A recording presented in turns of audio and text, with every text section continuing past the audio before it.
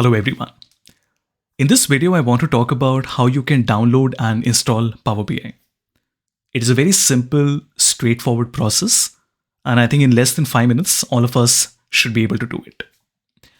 Now, do keep in mind that Power BI is not directly available on the Mac. You will first have to install Windows on your Mac if you want to install Power BI on it. Now, there are two ways of downloading Power BI. Option one is to directly go to the website.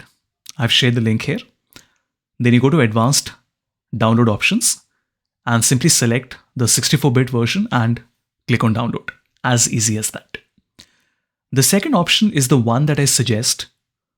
In case you are not able to do it, let's say you have a corporate laptop and the Microsoft Store has been blocked for you, then you might not be able to do it. Then you have to look at option one. But otherwise, this is the easier way of doing it. Simply go to the Microsoft Store, search for Power BI Desktop, and download and install it. This way it gets updated automatically as well. As easy as that.